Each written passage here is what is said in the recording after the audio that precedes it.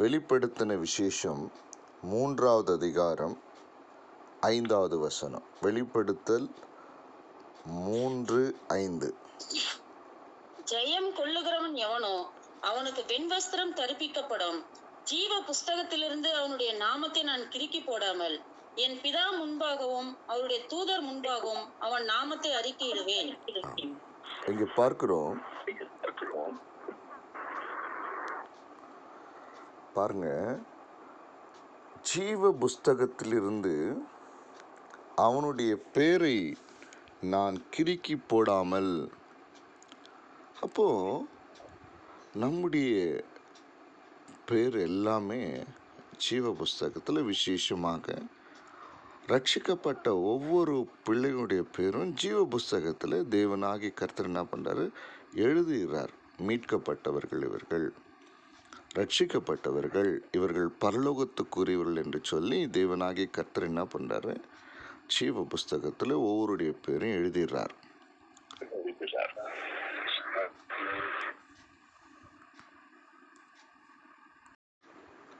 அப்போ ஒவ்வொருவரையும் அவருடைய இரத்தத்தினால தேவனாகி கர்த்தர் அவருடைய விலையேறு பெற்ற இரத்தத்தினாலே நம்முடைய பாவங்களற நம்மை கழுவி என்ன பண்ணுறார், பரிசுத்தப்படுத்தி தமக்கு சொந்தமான ஜனமாக மீட்கப்பட்டவர்களாக நித்திய ஜீவனுக்குரியவர்களாக என்ன பண்ணுறாரு, நம்மை ஆசீர்வதித்து ஜீவ புஸ்தகத்தில் நம்முடைய பேர் என்ன பண்ணுறாரு, எழுதி வைக்கிறார். இப்போது இந்த வசனத்தில் நம்ம பார்க்குறோம், ஜீவ புஸ்தகத்திலிருந்து அவனுடைய நாமத்தை நான் கிறுக்கி போடாமல். அப்போது எழுதினவர் கிறுக்கியும் போட்டுடுவாரா அப்படின்னு சொல்லி நம்ம யோசிக்கணும். எப்போ கிறுக்கி போட்டுடுவார்? எவ்வளோ கஷ்டப்பட்டு தம்முடைய இரத்தத்தை சிந்தி தம்முடைய ஜீவனை கொடுத்து நம்மை மீட்டு கொண்ட தேவனாகி கர்த்தர் நம்முடைய நாமங்களை பரலோகத்தில் சேஷமாக ஜீவ புஸ்தகத்தில் எழுதியிருக்கிறாரே.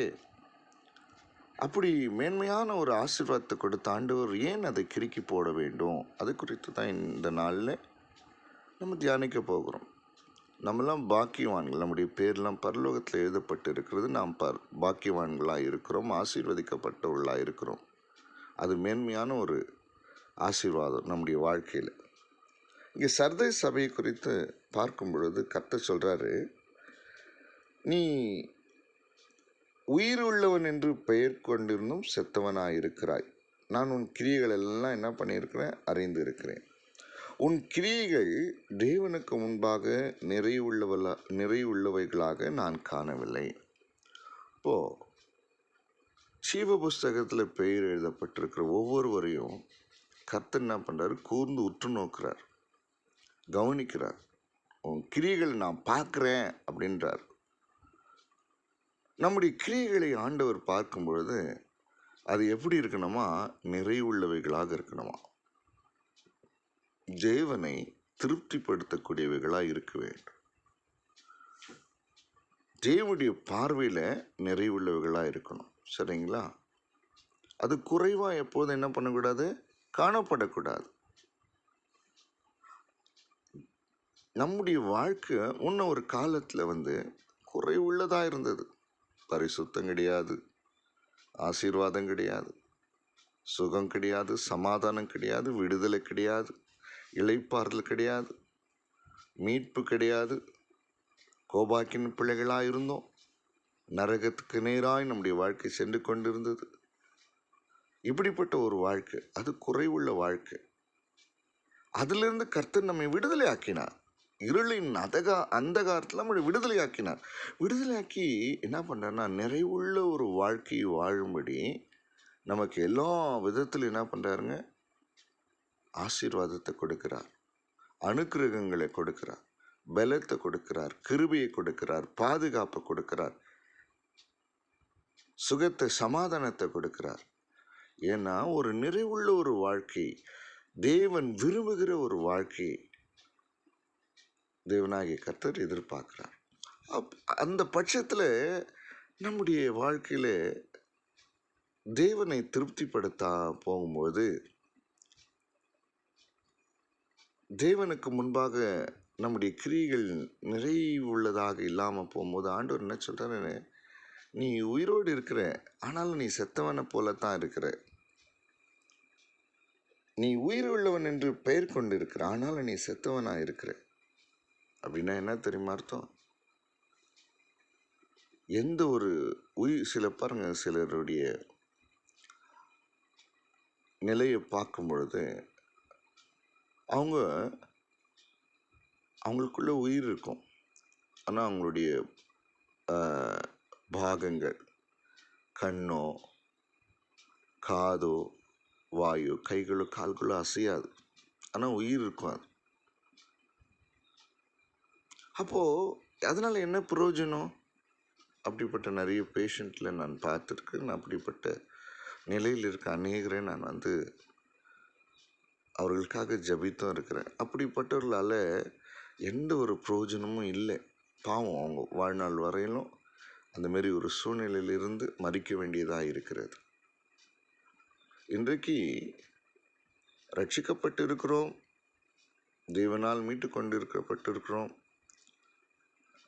தேவன் தம்முடைய விலையேறப்பட்ட இரத்தத்தினாலே நம்முடைய பாவங்கள் எல்லாவற்றையும் கழுவி இருக்கிறார். நம்ம இடத்துல ஆண்டவர் எதிர்பார்க்குற காரியம் என்ன சொன்னால், நம்முடைய வாழ்நாளில் ஒவ்வொரு நாளும் நம்ம என்ன பண்ணணும்? எல்லா நிறைவு உள்ள வாழ்க்கையா தேவன் விரும்புகிற நிறைவான காரியங்களை நம்ம என்ன பண்ணணும்? செய்யணும். குறையாக இருக்கவே கூடாது. அப்படி தேவன் எதிர்பார்க்குற காரியங்களிலே குறைவுகள் காணப்படும் பொழுது கர்த்தர் என்ன பண்ணுறாருன்னா, ஜீவ புஸ்தகத்திலிருந்து நம்முடைய பேர் என்ன பண்ணுறாரு? கிறுக்கிடுறார். ஜீவ புஸ்தகத்தில் நம்முடைய பேரை கிறுக்கிடுறார். உங்களுக்கு ஒன்று தெரியுமா? ஜீவ புஸ்தகத்திலேருந்து யாருடைய பேரை ஆண்டவர் கிறுக்கி போடுகிறாரோ அவர்களுடைய நிலைமை பரிதாபத்துக்குரியதாக இருக்கிறது. பார்க்குறோம் வெளிப்படுத்தின விசேஷத்தில். இதெல்லாம் நாம் புரிஞ்சு கொள்ளணும். 20ஆம் அதிகாரத்தில் 15வது வசனம், ஜீவ புஸ்தகத்தில் எழுதப்பட்டவனாக காணப்படாதவன் எவனோ அவன் அக்கினி கடலிலே தள்ளப்பட்டான்.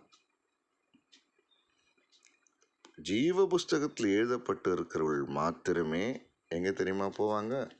அது 21வது அதிகாரத்தில் 27வது வசனத்தில், ஆட்டுக்குட்டியானுடைய ஜீவ புஸ்தகத்தில் எழுதப்பட்டவர்கள் மாத்திரமே அதில் பிரவேசிப்பார்கள். எங்கே? பரலோக ராஜ்யத்தில் பிரவேசிப்பார்கள். யாருடைய பேர் எழுதப்பட்டவர்கள் மாத்திரம்? ஆட்டுக்குட்டியானவருடைய ஜீவ புஸ்தகத்தில் எழுதப்பட்டவர்கள் மாத்திரம்தான் அதில் பிரவேசிப்பார்கள். ஆனால் ஜீவ புஸ்தகத்தில் எழுதப்பட்டவனாக காணப்படாதவர்கள் எங்கே போவாங்கன்னா அக்கினி கடலிலே தள்ளப்படுவார்கள். எல்லாருடைய பேரும் எழுதப்பட்டிருக்கிறது, ஆனால் அநேகருடைய பேர் கிறுக்கப்படுகிறது. ஏன் கிறுக்கப்படுகிறது என்று சொல்லி பார்க்கும்போது அவர்களுடைய வாழ்வு தேவனுக்கு முன்பாக நிறைவுள்ள கிரியைகளை செய்யாததினாலே கிறுக்கப்படுகிறது. அதில் நம்ம ரொம்ப கேர்ஃபுல்லாக இருக்கணுங்க. ரொம்ப உணர்வுலாம் வராது, ஜாக்கிரதை உள்ளவர்களாக நாம் இருக்கணும். ஐயோ, தேவன் நம்முடைய பாவங்களை கிருபையாய் மன்னித்தார், அக்கிரமங்களை கிருபையாய் மன்னித்தார்.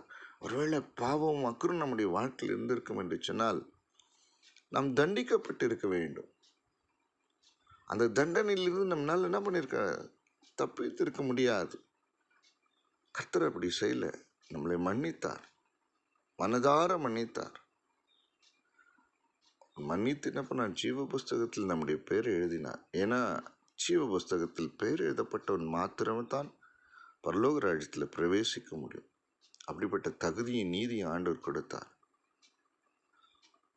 ஆனால் நம்முடைய கிரியைகள் நிறைவுள்ளவைகளாக இல்லைன்னு சொன்னால், அப்படி என்று சொன்னால் தேவன் விரும்புகிற வாழ்க்கையை நாம் வாழவில்லை என்று சொன்னால், தேவனை திருப்திப்படுத்தவில்லை என்று சொன்னால், இன்னும் பரிசுத்தம் இல்லாமல், விசுவாசம் இல்லாமல், கீழ்ப்படிதல் இல்லாமல், தாழ்மை இல்லாமல், அன்பு இல்லாமல், சகிக்கிற தன்மை இல்லாமல், உண்மை இல்லாமல், நன்றி இல்லாமல், சாட்சி இல்லாமல், அநேகருக்கு இடரலாக இருக்கிறவங்களா இருந்துப்போம் என்று சொன்னால் கர்த்தர் என்ன பண்ணுவார்னா, அந்த ஜீவ புஸ்தகத்தில் இருக்கிற நம்முடைய பேர் என்ன பண்ணுவார்? கிறுக்கிடுவார்.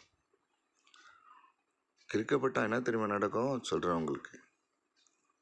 அவர்கள் அக்கினி கடலிலே பங்கடைவார்களாம். பயமா இருக்குங்க. இது உண்மை, பொய் கிடையாது. ஆண்டவருடைய வார்த்தைலாம் சத்தியத்திலும் சத்தியம்.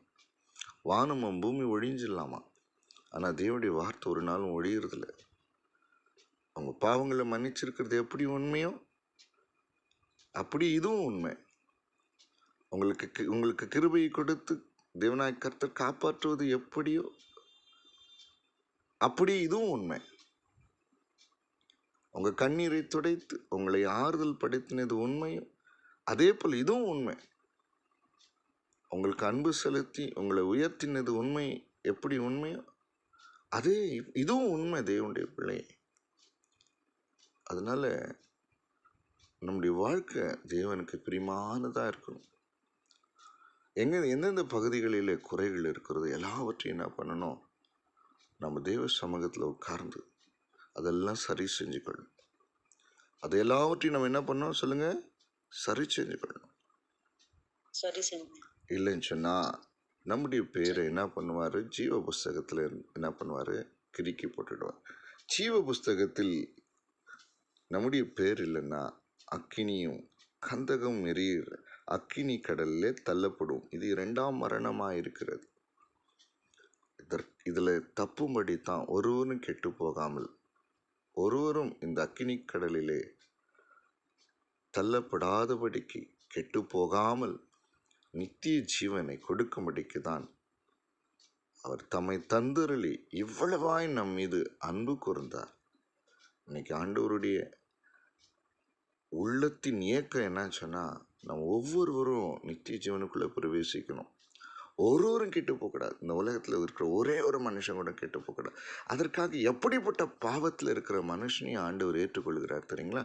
எப்படிப்பட்ட மனுஷன், எப்படிப்பட்ட பலவீனமாக இருக்கிற மனுஷனையும் ஆண்டவர் ஏற்றுக்கொள்கிறார்.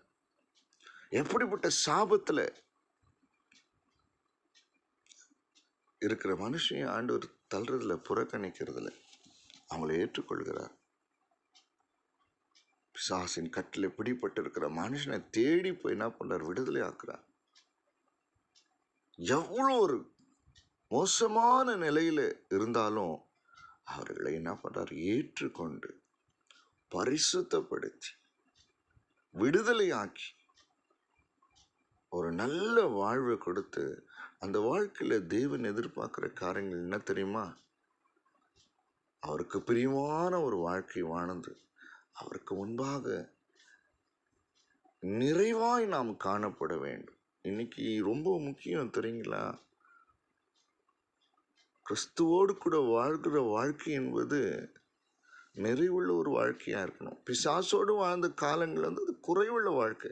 அதெல்லாம் ஆண்டவர் அக்கௌண்ட் பண்றதில்ல, முடிஞ்சிச்சு. அது சிலுவையில் நமக்காக எல்லாவற்றையும் ஆண்டவர் என்ன பண்ணாரு? அழிச்சிட்டார்.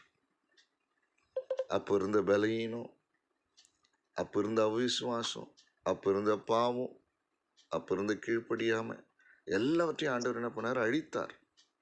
வெற்றி சிறந்தார். அந்த வெற்றியை நம்முடைய வாழ்க்கையில் கொடுத்துருக்கார். ஆனால் இன்னைக்கு ஆண்டவர் எதிர்பார்க்கிற காரியம் அதுதான்.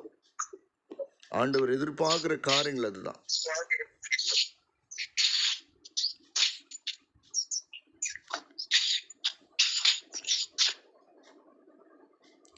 தேவனாகி கர்த்தர் எதிர்பார்க்கிற காரியங்கள் என்ன? நம்ம என்ன பண்ணணும்? தேவனுக்கு முன்பாக நிறைவுள்ளவர்களாக பூரணப்பட்டவர்களாக காணப்பட வேண்டும். அப்படிப்பட்ட வாழ்க்கை தான் ஒவ்வொருவரையும் அக்கினி கடலிலிருந்து தப்புவிக்கும், நித்திய ஜீவனுக்குள்ளே பிரவேசிக்க செய்யும். ஆமேன். கிருபையை கொண்டு ரட்சிக்கப்பட்டீர்கள். இது தேவனுடைய ஈவு. நம்முடைய நீதியோ நம்முடைய பரிசுத்தமோ நம்முடைய தகுதியோ இந்த மீட்பை கொடுக்கல. அவர் கிருபையாய் நம்முடைய பாவங்களையும் அக்கிரமங்களையும் மன்னித்து நமக்கு கொடுத்த கிருபையின் வாழ்வு. கிருபையை கொண்டு ரட்சிக்கப்பட்டோம். இது தேவனுடைய ஈவு. அது